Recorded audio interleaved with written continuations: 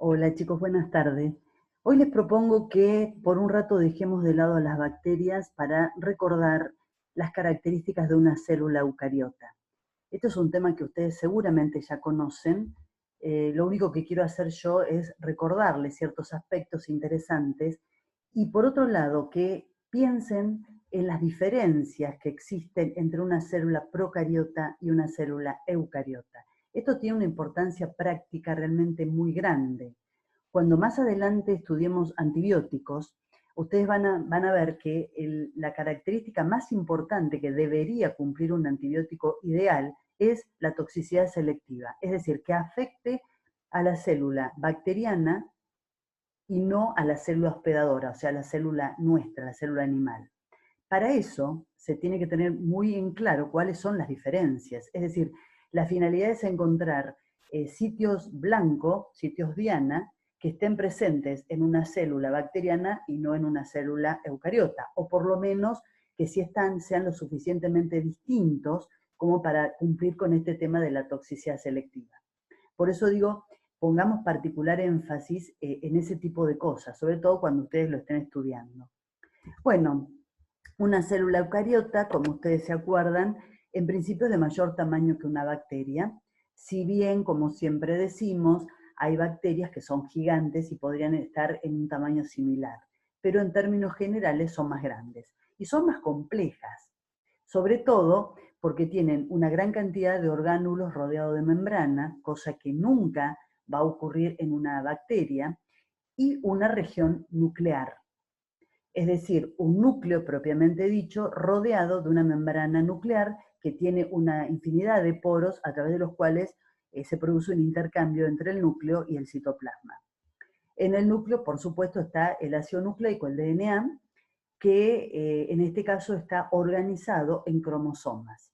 Recuerdan que las bacterias tienen un único cromosoma que está en forma de un DNA covalentemente cerrado y súper enrollado. En este caso, en el caso de la célula eucariota, ese ácido nucleico se va a replicar en el núcleo, se transcribe en el núcleo formando el mensajero y el mensajero sale del núcleo por esos poros y llega a los ribosomas. Esto es una diferencia. Esto también implica mayor pérdida, no pérdida de tiempo, pero mayor tiempo que le lleva a esa célula la duplicación. En el caso de la bacteria están todas en el mismo ámbito, en el citoplasma. Entonces es muy común que el mensajero todavía no se terminó de transcribir en su parte distal cuando ya la primer parte está a nivel de los ribosomas traduciéndose y formando la proteína. Esas cosas ocurren en las bacterias. ¿Se acuerdan que en una de las primeras clases hablábamos de la alta velocidad de crecimiento que tienen las bacterias? Y yo les decía, una de las razones es la excelente relación superficie-volumen que tienen, con lo cual ingresan nutrientes más efectivamente y más rápido a la célula. Pero otra razón es esta, el hecho de que, primero, la cantidad de material genético es menor. En el caso de una célula eucariota, tiene regiones que son codificantes y otras regiones que no son codificantes, como los intrones. Entonces el material genético realmente es mucho más abundante y esto también le lleva más tiempo. Por otro lado, la enorme cantidad de organelas rodeadas de membrana. Es decir, bueno, la membrana citoplasmática es prácticamente igual, no hay diferencia entre una membrana bacteriana y una, digamos, hay pequeños detalles que ya vamos a ver en su momento, pero les anticipo. Una célula bacteriana nunca tiene esteroles en las membranas, excepto los micoplasmas, que al no tener pared necesitan una estabilización con estas moléculas que son grandes y le dan una cierta rigidez. En cambio, las células eucariotas, por ejemplo, las animales, tenemos. Pero por lo demás son bastante similares. Las paredes celulares, bueno, la pared celular bacteriana es única, ese peptidoglicano del que hablábamos la otra clase es una estructura única en la naturaleza.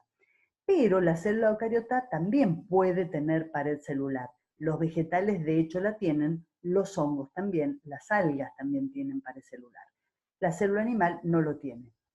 El núcleo, bien delimitado, y en forma de cromosomas. Tienen nucleolos, las células eucariotas, que ustedes se acuerdan que es donde se sintetiza el RNA ribosómico. Tiene ribosomas, las bacterias también, porque obviamente que sintetizan proteínas, y después una gran cantidad de orgánulos rodeados de membrana, cosa que en la bacteria nunca van a encontrar. Este es el material genético, ustedes también lo saben eso. Hay un conflicto que tienen las células y es en un pequeño espacio como el núcleo poner una gran cantidad de material genético. Entonces esto lo resuelven con el superenrollamiento. Y acá juegan un papel muy importante estas proteínas básicas que son las histonas, que favorecen el empaquetamiento. Estas acá son las histonas, que favorecen el empaquetamiento y la formación del nucleosoma. Bueno, y finalmente se siguen enrollando hasta que dan lugar a los cromosomas. El número de cromosomas en una célula eucariota es muy variable. No es lo mismo el hombre que un mosquito anófeles o una mosca o un hongo, pero hay un poco de todo. Los ribosomas. El ribosoma eucariota es 80S, el ribosoma bacteriano es 70S. Todos los ribosomas están constituidos por una subunidad más grande y una más pequeña. En el caso de la célula eucariota, esas dos subunidades tienen 60S y 40, y en el caso de las bacterias tienen 50 y 30. El S, se me ocurre que ustedes se acuerdan, ¿no? Eso quiere decir Svedberg, que es el apellido de un físico-químico sueco que fue el que construyó por primera vez o ideó una microcentrífuga. Y justamente tiene este nombre porque Svedberg es el coeficiente de sedimentación, es el tiempo que tarda una micropartícula como esta en sedimentar. Por eso el S.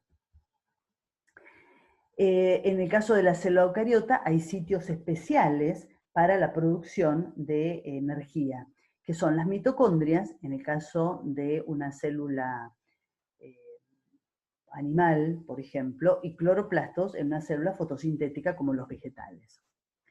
Esto es una mitocondria, ustedes también la conocen, tiene una membrana externa, tiene una membrana interna, con todos estos plegamientos, que es donde se encuentra, donde se ubica el sistema de transporte de electrones. En el caso de los cloroplastos, algo parecido, una membrana externa, una membrana interna. Las proteínas implicadas en la fotosíntesis, que están como apiladas, formando, ven que parece que fuera una pilita de monedas. Bueno, cada uno de ellos son proteínas implicadas en la fotosíntesis y la cadena transportadora de electrones. Los cloroplastos también tienen grandes cantidades de esa enzima tan conocida, tan abundante en la naturaleza, que es la Rubisco. Las bacterias también la utilizan en el ciclo de Calvin, pero si se acuerdan que lo veíamos en la clase anterior, estaban en los carboxisomas. Hay una teoría que posiblemente ustedes también conozcan, que es la teoría endosimbiótica, que fue propuesta por Lynn Margulis en el año 1966. Y ella dice, en esta teoría, que debido a su semejanza morfológica, debido a la semejanza morfológica y al tamaño de las bacterias con las mitocondrias o con los cloroplastos, ella propone que el origen de estas organelas citoplasmáticas fue, allá lejos de hace tiempo, en los tiempos evolutivos, ¿no? Estamos hablando de miles de millones de años, una célula más grande englobó a una célula más pequeña. Esa célula más pequeña comenzó a perder independencia y a especializarse funcionalmente. Y así aparecen las mitocondrias y los cloroplastos. Entonces, la mitocondria, ella propone que en algún momento de la evolución fueron bacterias heterótrofas de vida libre y los cloroplastos fueron bacterias fotosintéticas de vida libre. ¿En qué se apoya ella para proponer este tema? En varias cosas. El tamaño es uno de ellos. El ADN de las mitocondrias y los cloroplastos tienen su propio material genético, que es bicatenario, circular y cerrado covalentemente, como el de las bacterias. La doble membrana que tienen esos plegamientos de la membrana interna donde se encuentra la cadena transportadora de electrones, exactamente igual que en el caso de las bacterias, la forma en que se dividen. Una célula eucariota se divide por mitosis. En cambio, los cloroplastos y las mitocondrias se dividen por fisión binaria, como si fueran bacterias. Y por otro lado, los ribosomas. Estos dos organelas tienen sus propios ribosomas que son bacterianos, es decir, 70S. Es decir, en la actualidad se acepta bastante. Una cosa, un dato de color, ella misma cuenta que cuando propuso esta teoría, incluso ella escribe un paper que se llama El origen de la célula eucariota, dándole unas connotaciones similares a lo que les estoy diciendo. No fue aceptado. En principio fue absolutamente rechazado por la comunidad científica y ella lo presentó como a, no sé, 15 revistas distintas hasta que finalmente una lo aceptó y lo publicó. Y en la actualidad es una teoría bastante aceptada. Bueno, otras organelas rodeadas de membrana, el retículo endoplasmático, el aparato de Golgi, los lisosomas, las vacuolas, y también tienen citoesqueleto. ¿Se acuerdan que yo les decía? En un momento se creyó que las bacterias no lo tenían, en la actualidad se sabe que sí. Bueno, este es el retículo endoplasmático. ¿Se acuerdan que hay un retículo endoplasmático liso, un retículo endoplasmático rugoso, que es donde se encuentran una gran cantidad de ribosomas? Las funciones ustedes también lo conocen. Bueno, en principio se ve como sacos aplanados que están conectados entre sí, y las funciones están relacionadas con la síntesis de las proteínas, con el metabolismo de los lípidos, con la detoxificación, sobre todo en el hígado, y con la glucoxilación. El aparato de Golgi, que también lo recuerdan, también son sáculos aplanados, rodeados de membrana, están implicados en la maduración de las proteínas y de los lípidos. También cuando la célula necesita formar vesículas para exportar sustancias, también, bueno, ellos son los que empacan esas sustancias que van a ser secretadas y producen los lisosomas. Y este es el citoesqueleto, que si el otro día se acuerdan que hablábamos del de las bacterias y hacíamos ciertas similitudes, acá está constituido por filamentos intermedios, por microfilamentos y por microtúbulos. Los microtúbulos son de proteína tubulina, los microfilamentos de actina. Y bueno, es una intrincada red que tiene mucho que ver con la forma de la célula y por supuesto le da soporte y de esa manera permite el desplazamiento de las organelas en el citoplasma. También está implicado en la división celular. La célula eucariota también se puede mover, se mueve por flagelos o por cilios. El otro día hablábamos de flagelo bacteriano que rotaba y de esa manera se movía la bacteria y el movimiento cambiaba dependiendo si rotaba en el sentido horario o antihorario.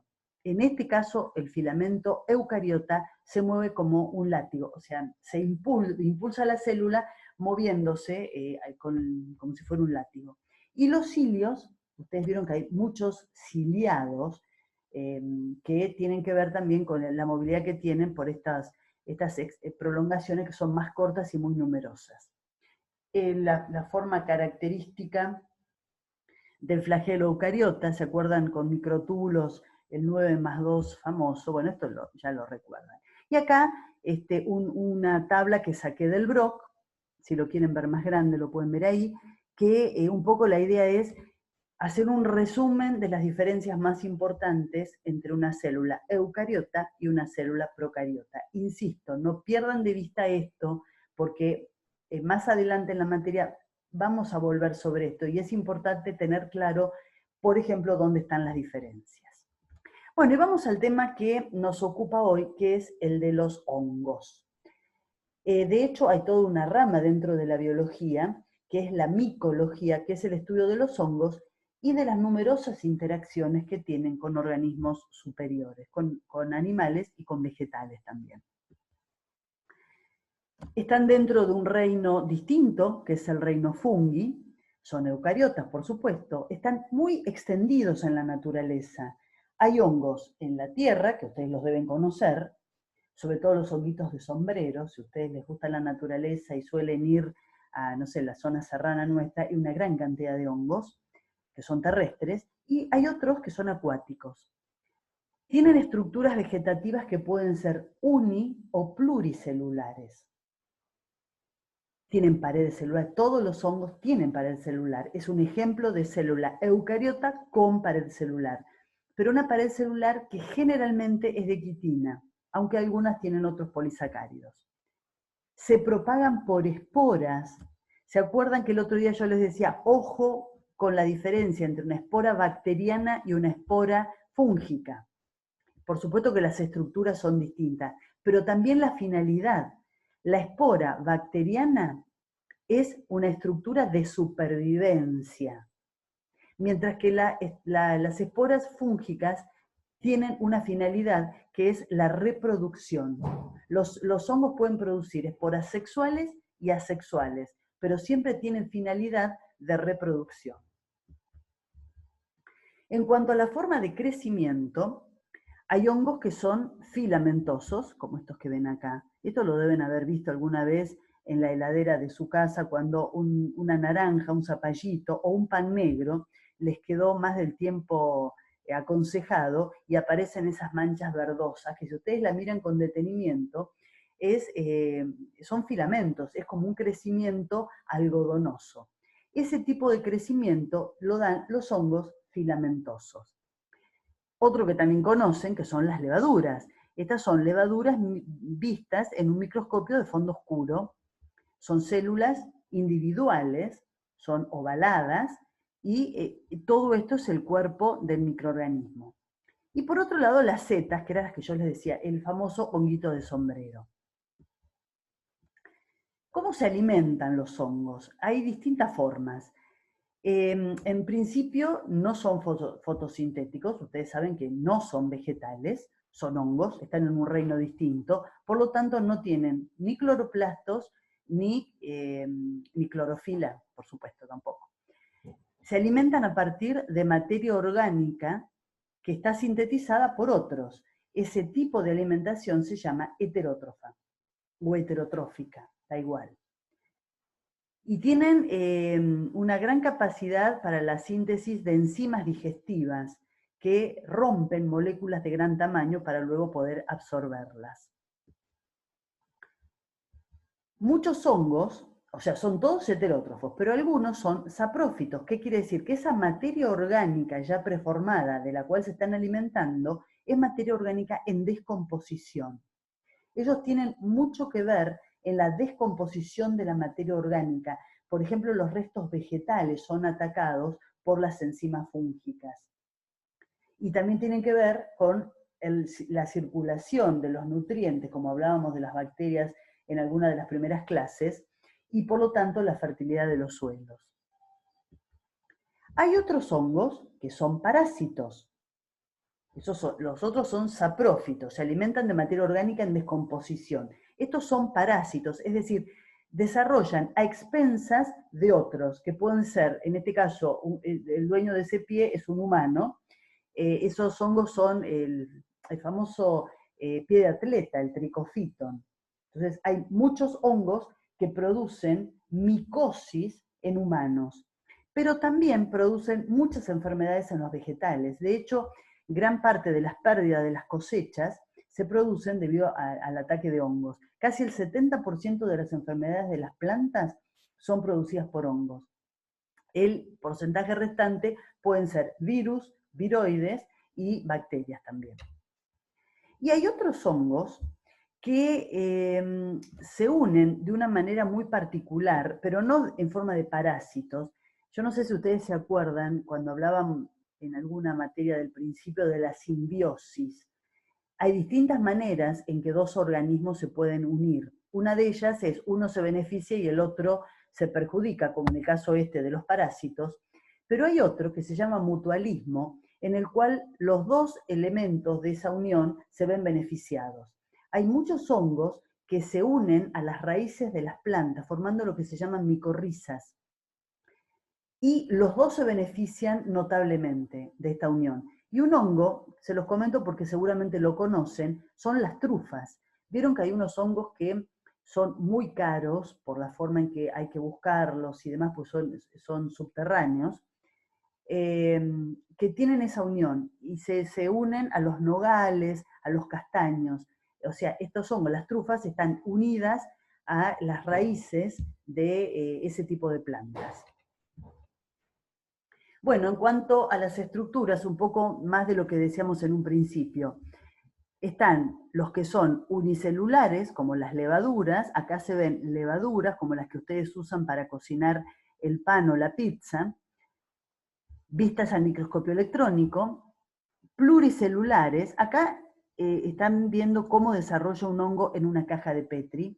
Es lo que yo les decía, esa cosa filamentosa que se suele ver, pero también deben haber visto alguna vez en un pan negro, esas manchas verdes que aparecen, es el hongo que está desarrollando. Y hay algunos que tienen dimorfismo. ¿Qué quiere decir? Que pueden alternar entre estas dos formas. A veces son unicelulares y otras veces son pluricelulares. Y un ejemplo que les pongo es el de un hongo bastante conocido. Aquellos que después de esta materia hagan bacteriología y micología clínica lo van a ver porque produce muchas infecciones, alguno por ahí las ha sufrido, que es la cándida. Ay, no lo puse, pero esta C es de cándida, Candida albicans.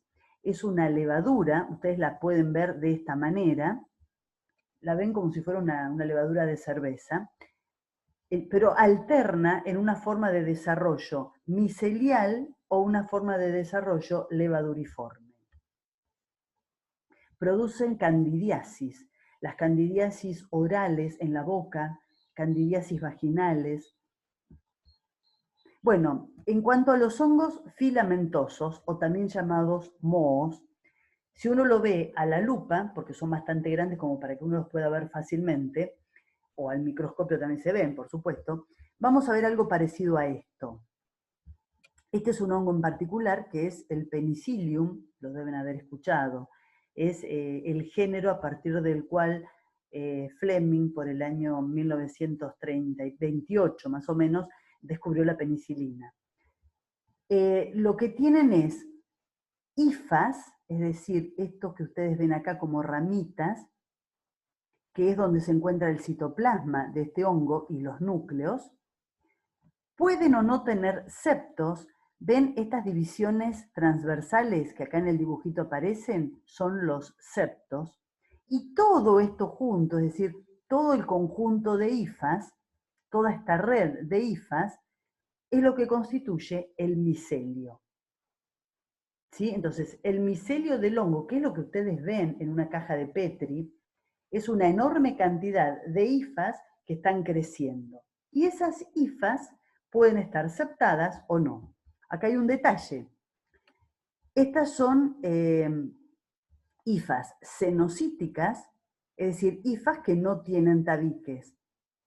Estas divisiones transversales son los tabiques. Entonces, esto es una hifa cenocítica. Aparentemente, en la evolución aparecieron primero este tipo de hifas y luego, de una manera más moderna, aparecieron las que son tabicadas.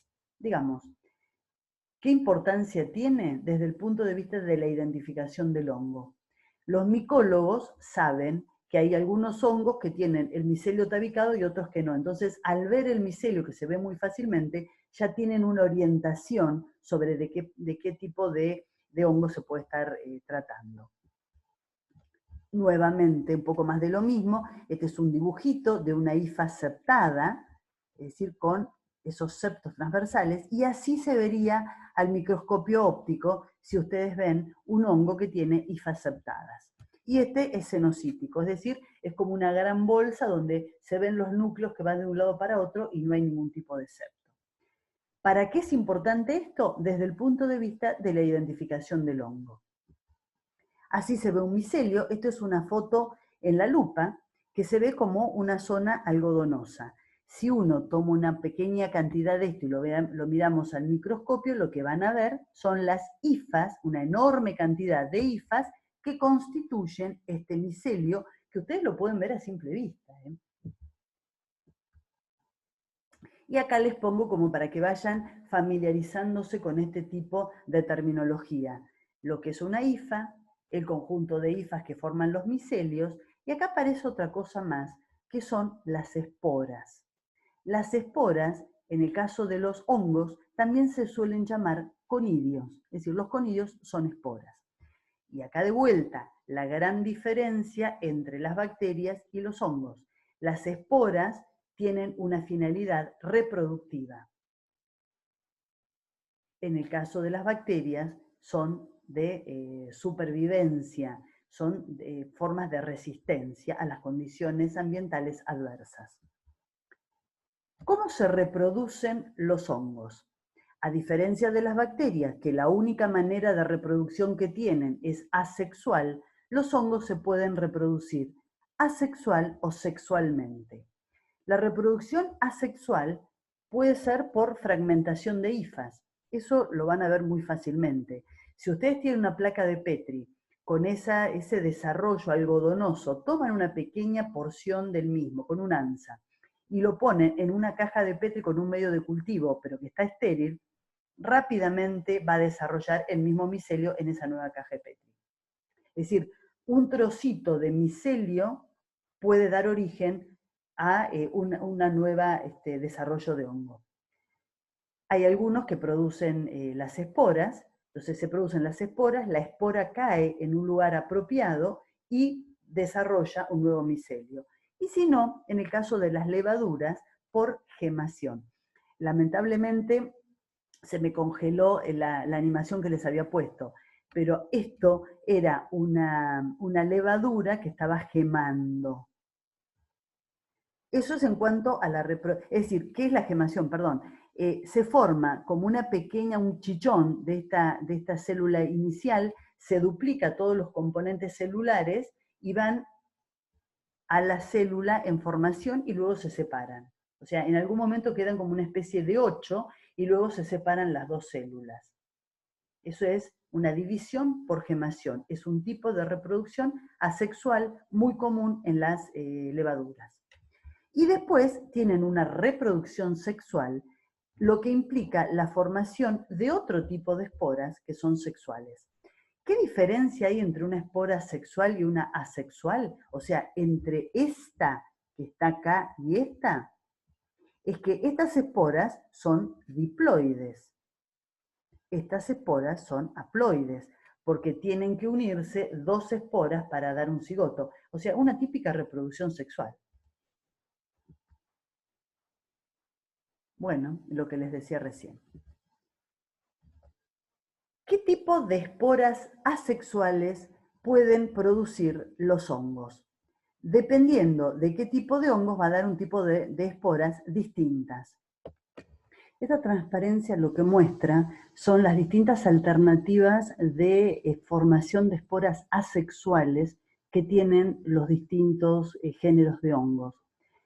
Cada género de hongo tiene una manera en que forma sus esporas asexuales y esas esporas además tienen una forma particular. Y se clasifican en artrosporas, conidiosporas, blastosporas, esporangiosporas y clamidosporas. En el caso de las artrosporas y de las clamidiosporas, ahora vamos a ver, estos son dibujitos, fotografías al microscopio o micrografías electrónicas donde se ve mejor.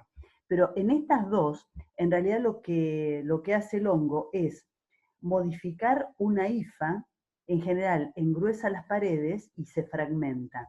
Es decir, fíjense ustedes, esto es una artrospora, es una hifa septada que empieza a engrosar los septos y se fragmentan. Y cada uno de esos fragmentos constituyen una espora asexual, en el sentido de que cae en un medio apropiado, que puede ser un medio de cultivo o en el ambiente, y da origen a un nuevo micelio. Lo mismo ocurre con las clamidosporas.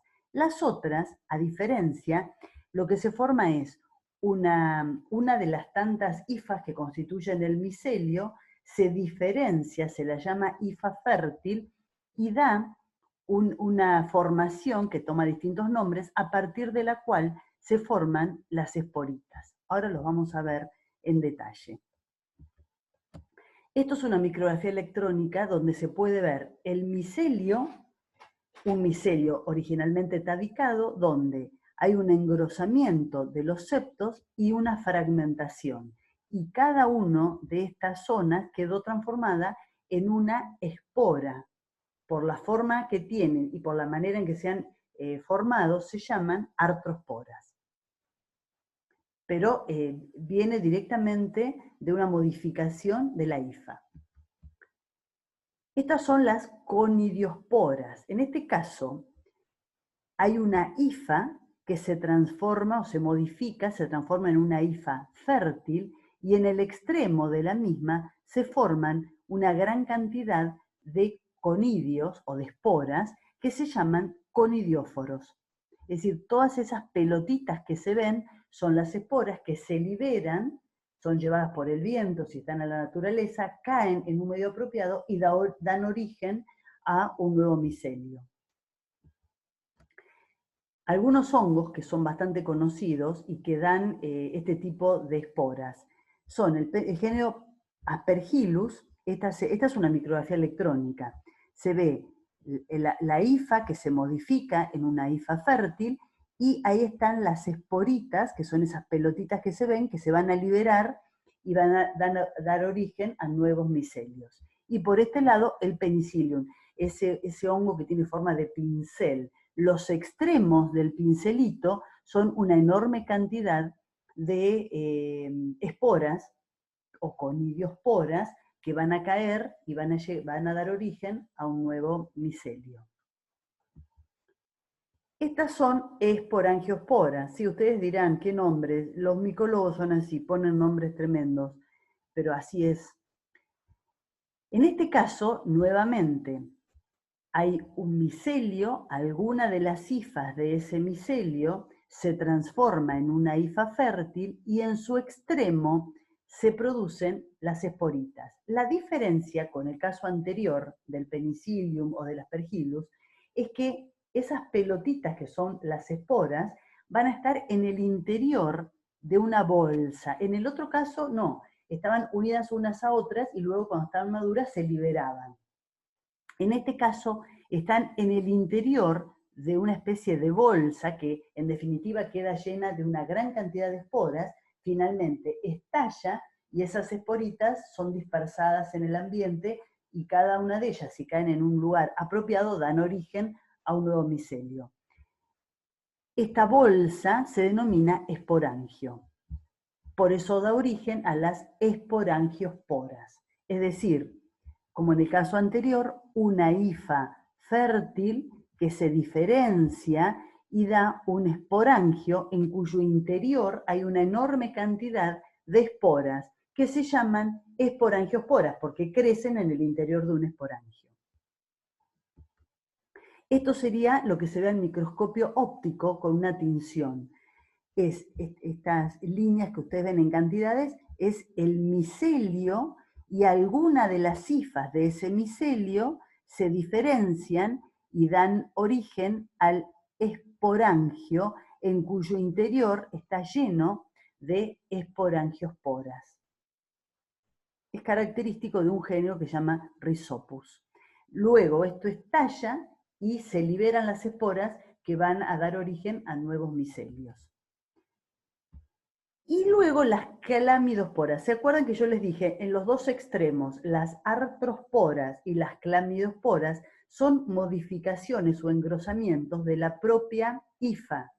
En los otros casos hay una hifa que se modifica y se transforma en una hifa fértil que da lugar a las esporas.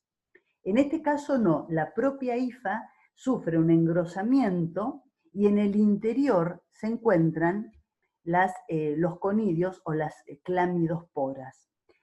De acuerdo a la ubicación que tenga ese engrosamiento de la hifa, puede ser un clamidosporio un clamidoconidio intercalar o terminal, dependiendo el lugar donde se produce. Y las blastoconidias, que es el caso típico de las levaduras, que van a dar origen a una nueva célula a partir de un proceso que se conoce como gemación. Esta es la célula madre que reproduce o duplica todo su material y se reparte entre la célula madre y la gema o brote. Y finalmente, cuando está lista, se libera y quedan dos células exactamente iguales. Estos son blastoconidios. ¿Cómo se clasifican los hongos? Hay una forma clásica de clasificarlos de acuerdo a las características que tiene la fase vegetativa, es decir, cómo es el micelio, si está bicado, si no, si es un micelio cenocítico, a la forma de reproducción que tiene, cómo son las esporas. Y más modernamente a todo esto se le agregan características fisiológicas como las pruebas bioquímicas. A las bacterias se les hace prueba bioquímica para identificarlas. Es decir, ¿qué es una prueba bioquímica? Se pone el hongo o la bacteria, llegado el caso, frente a distintos sustratos, por ejemplo, distintos azúcares, aminoácidos, y de alguna manera se pone en evidencia si es capaz de utilizarlo o no. Entonces, estamos evaluándolo fisiológicamente. Y por supuesto, en la actualidad, por pruebas genéticas también. ¿Cómo se clasifican los hongos? Les decía que ponen nombres complicados. Se los clasifica en zigomycetes, en ascomycetes, en basidiomycetes, donde están los honguitos de sombrero que ustedes conocen, y en los deuteromycetes, o también llamados fungi imperfecti. ¿Por qué se los llama así como hongos imperfectos? Porque no se les reconoce reproducción sexual. En el caso en que en algún momento se estudien y se detecte una reproducción sexual, se pondrán en alguno de estos grupos, en este o en este. Ahora vamos a ver las esporas que producen de acuerdo al tipo de reproducción sexual. Es decir, dentro de estos grupos de hongos, los zigomycetes, los ascomycetes, los basidiomycetes, son capaces de tener reproducción sexual y asexual. La reproducción asexual es por algún tipo de esporas como las que vimos recién. Y la reproducción sexual es por las esporas que vamos a ver ahora. Lo mismo con los ascomycetes. Tienen una reproducción asexual produciendo algún tipo de las esporas que veíamos recién. Vamos a hablar de la tipo de reproducción sexual. Los zigomycetes dan zigosporas, los ascomycetes dan ascosporas y los basidiomycetes dan basidiosporas. Dentro de los zigomycetes se encuentran hongos filamentosos que tienen un hábitat terrestre, tienen hifas cenocíticas, o sea, no están segmentadas, no tienen septos, tienen reproducción sexual por zigosporas y una reproducción asexual por la formación de esporangios. ¿Se acuerdan los esporangios? Hifa fértil con una bolsa y en su interior una gran cantidad de esporas que se llamaban esporangiosporas. ¿Por qué se llaman así? Porque se forman en el interior de esa bolsita de la que hablábamos, que se llama esporangio. Entonces, ven, los zigomycetes tienen una reproducción sexual con estas esporas y una reproducción asexual con estas otras esporas. Y algunos ejemplos. Siempre que hay una reproducción sexual, es un proceso heterotálico. ¿Qué quiere decir? Que se unen dos talos, o sea, dos cepas de ese hongo, con polaridad distinta. No podemos hablar de sexos distintos, pero en general se habla de que se une un positivo con un negativo. Es una verdadera reproducción sexual. O sea, estas esporas, a diferencia de las anteriores, son haploides, porque se unen para formar una cigospora. se unen dos talos distintos. Esto sería un ciclo de vida de un zigomicete. Podríamos empezar en esta zona. Acá lo que ellos muestran son dos talos distintos. El rojo sería uno y el celeste o azul sería el otro. Entonces, dos talos distintos, el rojo y el azul, un positivo y uno negativo, como suele hablarse en el caso de los hongos, se encuentran, se unen para dar una cigospora, que en realidad es una especie de cigoto. Cada una de estas son haploides, N, no sé por qué le pusieron N mayúscula, uno generalmente pone N minúscula. Bueno, se une para dar una especie de cigoto o cigospora que es diploide. Y esto va a germinar dando un nuevo micelio. Este micelio, en algunas condiciones, se va a reproducir de manera asexual. ¿Se acuerdan que estos cigomicetes producían cigosporas si se reproducían sexualmente, pero cuando se reproducen asexualmente, producen esporangiosporas? Es decir, se forma en alguna hifa una hifa fértil que forma un esporangio, es decir, la bolsita con un montón de esporas en su interior. En un momento esa bolsita ya está madura, estalla y se liberan enorme cantidad de estas esporitas que caen en un lugar apropiado, germinan y dan lugar a nuevos micelios. ¿Se entiende? Entonces hay toda una fase que es N y hay una fase que es 2N. O sea, una haploide y otra que es diploide. Este es el caso de los zigomicetes. Habíamos dicho que hay otro grupo que son los ascomicetes. También son hongos filamentosos, pero también hay algunas levaduras. Cuando crecen de manera filamentosa, producen un micelio septado. La reproducción sexual es con ascosporas y la reproducción asexual es por clamidosporas, que lo habíamos visto hace un momento. ¿Cómo son las esporas de la reproducción sexual?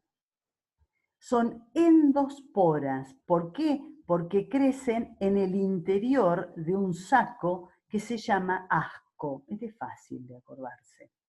Entonces, se forma un asco y en su interior un número determinado de ascospora. Cada una de estas es una ascospora. Esto es en el caso de la reproducción sexual. ¿Cómo se hace? ¿Cómo se forman? Se unen dos células o hifas de sexo opuesto, como decíamos antes, una positiva y una negativa. Se fusionan los núcleos en una misma célula. Eso se llama cariogamia. Luego sufren meiosis seguida de mitosis. Y lo que se obtienen son núcleos haploides que se transforman en ascosporas, que son estas, que son las esporas que van a producir reproducción sexual. Por eso son haploides, porque se van a unir con otras y ahí se completa la totalidad de información que necesitan. Y es un proceso heterotálico, ¿por qué? Recuerden, el talo es el cuerpo del hongo, se lo llama talo porque no es que está diferenciado. En una planta nosotros hablamos de un tallo, hojas, fruto. Acá no, el hongo tiene el mismo tejido, por eso se llama talo. Y hay talos positivos y talos negativos. Cuando se encuentran dos talos distintos, heterotálico, se produce la reproducción sexual. ¿Qué pasa con las basidiosporas, característicos de los basidiomicetes?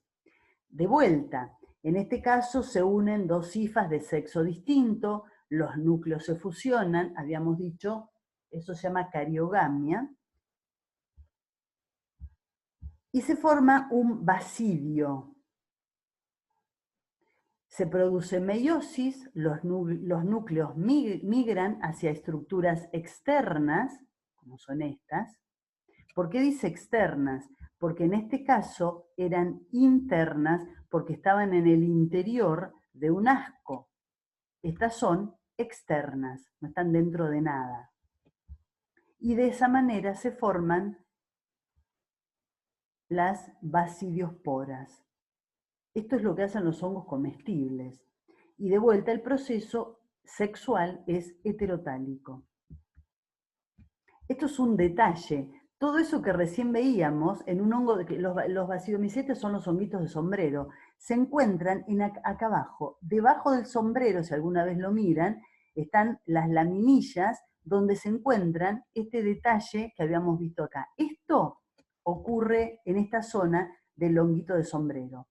Una vez que quedan liberadas esas basidiosporas, caen al suelo y dan origen a una nueva honguito de sombrero.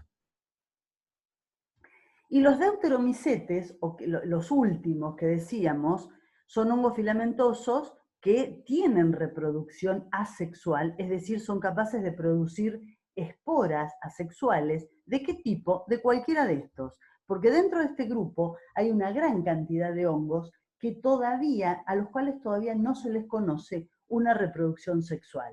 Si con el tiempo alguien las descubre, seguramente irán a parar a los cigomicetes, ascomicetes o basidomicetes.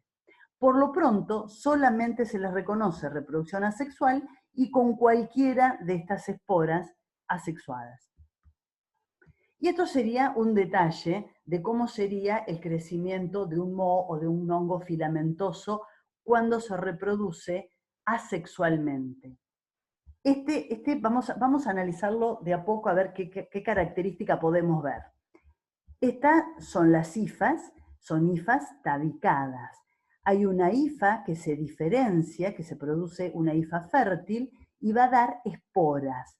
Estas esporas, fíjense ustedes, no es una diferenciación de la hifa, sino que se forma una hifa particular que da lugar a las esporas. Y por otro lado, esas esporas no están dentro de una bolsita, son esporas que rápidamente quedan en libertad. Esto en realidad es un penicillium por el dibujito, y son conidiosporas que quedan libres, caen en un lugar apropiado y germinan dando un nuevo micelio. Morfología de algunos hongos. Estos generalmente se los damos porque muchas veces cuando vemos hongos en el laboratorio podemos encontrar alguna de estas particularidades. ¿De dónde sacamos los hongos para ver en el laboratorio? Sencillamente lo que hacemos es abrir cajas de Petri estériles con un medio de cultivo apropiado. De paso les voy diciendo, el medio de cultivo para hongos se llama Saburó, ya lo vamos a ver cómo se escribe en una de las diapositivas posteriores. Entonces abrimos ese medio de cultivo y dejamos que caigan esporas que nosotros no vemos, pero que están en el ambiente donde nos encontramos. Esas esporas caen en ese medio de cultivo, encuentran las condiciones y ocurre esto. Es decir, cazamos, entre comillas, estas esporas que caen en el medio de cultivo y rápidamente tenemos un micelio desarrollando en nuestra caja de Petri. Y después miramos a ver qué tenemos al microscopio y solemos ver una gran variedad de morfologías. Hay hongos que son patógenos para el hombre, desde distintos puntos de vista. Hay algunos que producen alergias, a lo mejor alguno de ustedes es alérgico a los hongos, las esporas de los hongos son bastante alergénicas. Eso es un tema de inmunología, no lo vamos a tratar acá. Pero las otras dos alternativas sí nos interesan. Las micotoxinas y las infecciones producidas por los hongos que se llaman micosis. Una micosis es una infección fúngica que ocurre en el hombre. ¿En dónde? Ahora lo vamos a ver. Hay micosis profundas, hay micosis superficiales. Depende en qué lugar se ubique de nuestro cuerpo ese hongo. Las micotoxinas son, como su nombre lo indica, toxinas, exotoxinas, es decir, el hongo la produce y la libera al ambiente, que son bastante importantes desde el punto de vista de los alimentos. Es decir, el hongo las produce como un metabolito secundario, es decir, no es necesario para la célula. No sé si ustedes recuerdan este concepto. Metabolito secundario es aquel que el microorganismo produce cuando ya ha dejado de crecer activamente. Es decir, no es necesario para su vida. El tema es que los producen muchas veces en los cereales, en distintos productos que luego son consumidos por el hombre y son tóxicos, muchos de ellos. Estos se conocen desde la época medieval.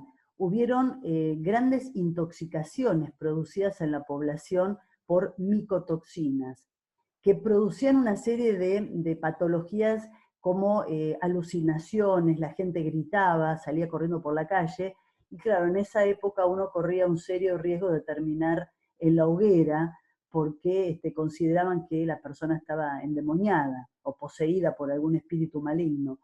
Pero hubo mucha mortandad en algunas épocas, sobre todo en épocas donde había hambrunas, que las personas de menos recursos hacían pan, incluso cuando, por ejemplo, el centeno estaba contaminado por el hongo. Aquí ven ustedes, esto es centeno contaminado, esas cosas negras, es la Claviceps purpurea, un hongo que produce unas micotoxinas muy potentes y que dan este tipo de alteraciones. Hay muchos casos en la historia donde hubieron eventos que están muy bien descritos y que en la actualidad se sabe que eran micotoxinas. Por ejemplo, hay un libro que es Las brujas de Salem, en un lugar, Salem era un lugar en Estados Unidos, por el 1600 también, donde hubo una intoxicación masiva con micotoxinas. Bueno, ¿cuáles son las micotoxinas más conocidas? Las aflatoxinas producidas por el Aspergillus flavus, de ahí aflatoxinas. Estas, digamos, son importantes porque producen alteraciones a nivel hepático y el consumo de grandes cantidades y durante un tiempo muy prolongado puede llegar a terminar con un cáncer hepático. Y luego una gran cantidad de otras. Es más, el Código Alimentario Argentino en algunos productos pide la búsqueda de aflatoxinas y asegurar que el alimento en cuestión está libre de ellas.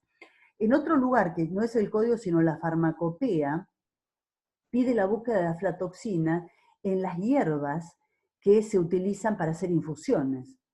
O sea, la farmacopea pide desde el punto de vista microbiológico que cumpla con muchos requisitos, o sea, ausencia de ciertas bacterias que pueden ser perjudiciales para el hombre.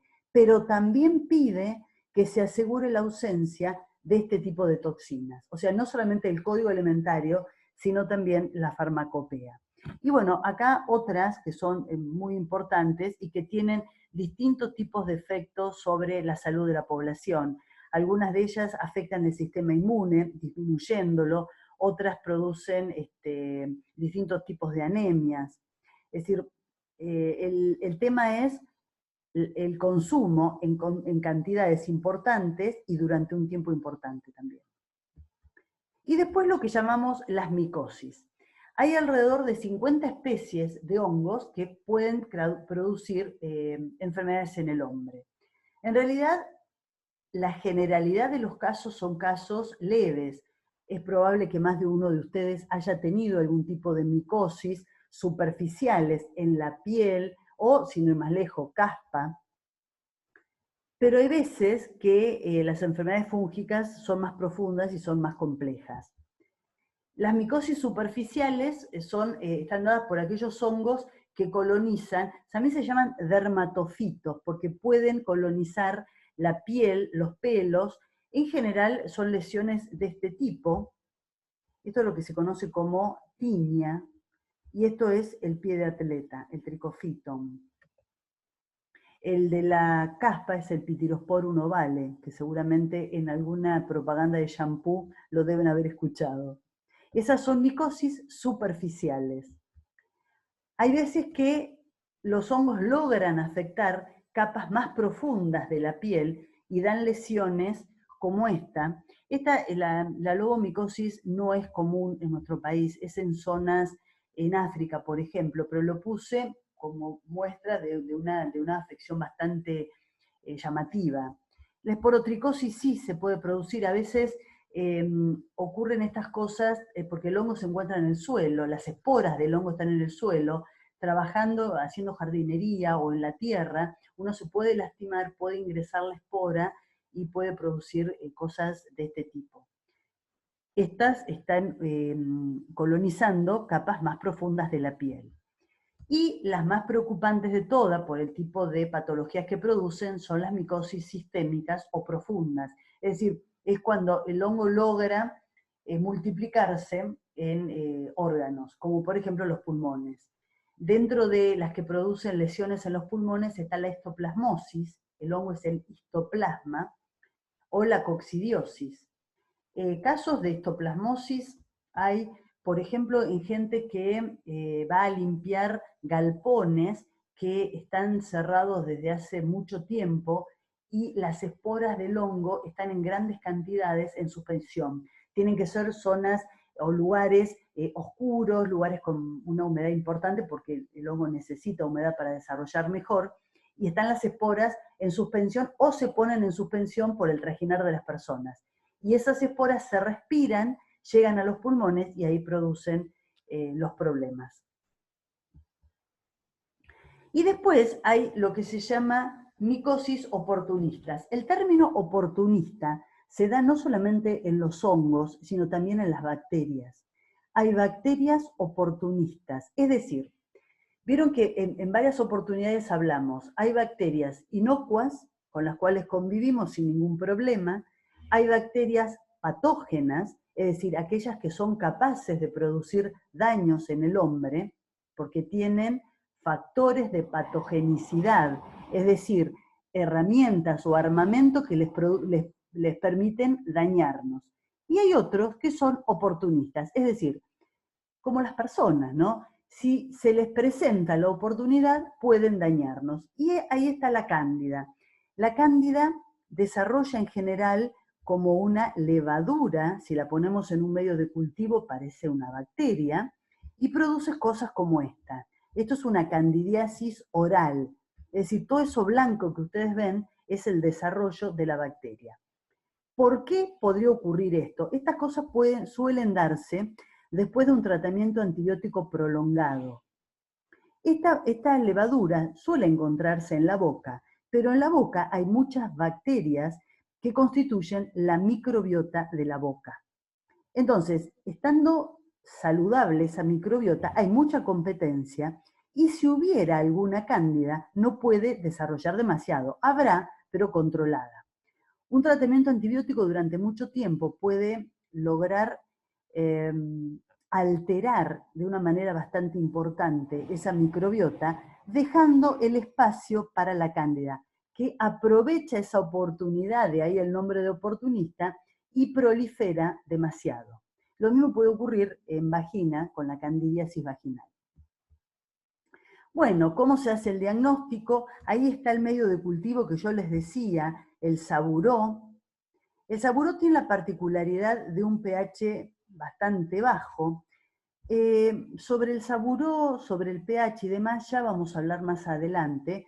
Por el momento me conformo con que sepan que es un medio de cultivo descripto para el desarrollo de hongos. ¿Por qué decimos que es para ello? Bueno, ese pH no es muy amigable para la mayor parte de las bacterias, entonces ellos desarrollan mejor que las bacterias. Es lo que se llama un medio selectivo, ya lo vamos a ver.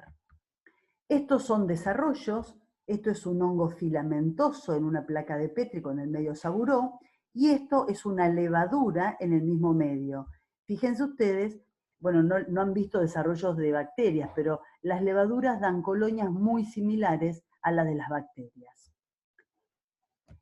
Los micólogos le dan mucha importancia a los caracteres culturales, es decir, a cómo desarrolla la colonia en el medio de cultivo, el color de la colonia, cómo se extiende, cuánto desarrolla. Hay algunas veces algunos géneros de hongos que desarrollan tanto que chocan con la tapa de la caja de Petri. Por ejemplo, el género Mucor o el Rhizopus, que lo acabábamos de ver, dan unos desarrollos enormes, sumamente invasivos.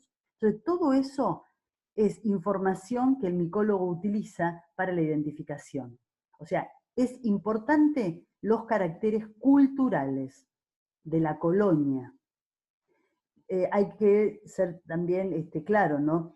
La riqueza morfológica de los hongos en cuanto a las colonias y en cuanto a lo que se ve al microscopio es muy superior a la de las bacterias. Bueno, y también es importante la observación al microscopio óptico. De las hifas, ahí podemos ver si es septada o no es septada, eso ya es una información, y las esporas. Las esporas son bastante distintas unas de otras, así que se pueden ver. El tamaño de los hongos permite observarlos entre porta y cubre sin mayores inconvenientes, y también se les puede poner el azul de metileno y se ven cosas así, lo cual aumenta el contraste y favorece la observación. Pero se puede ver perfectamente con una gotita no se le pone agua en general, se pone un líquido de montaje. El líquido de montaje que se usa para los hongos tiene una glicerina que es densa. A ver, ¿cuál es el tema?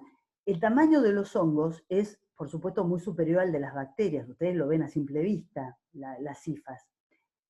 Entonces, si uno lo pone entre porte y cubre, y luego le pone el cubreobjeto, puede llegar a destruir las estructuras, romperlas, y por lo tanto perder información. Entonces, se le pone, en vez de una gotita de agua, una gotita de líquido de montaje, y ahí se pone el inóculo o una ansadita del hongo, y ahí se lo ve. Digamos, la única diferencia es darle un medio con un poquito mayor de densidad para que no se rompan las estructuras del hongo que son de mayor tamaño.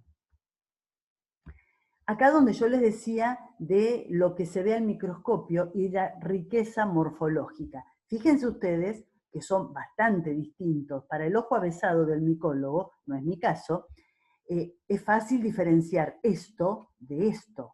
Esto es un penicillium que tiene el pincelito y las esporitas, los que están libres, y este otro que tiene esporas de una forma distinta.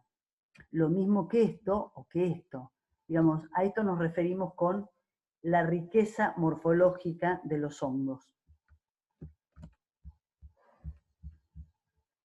Bueno, esto es todo por hoy.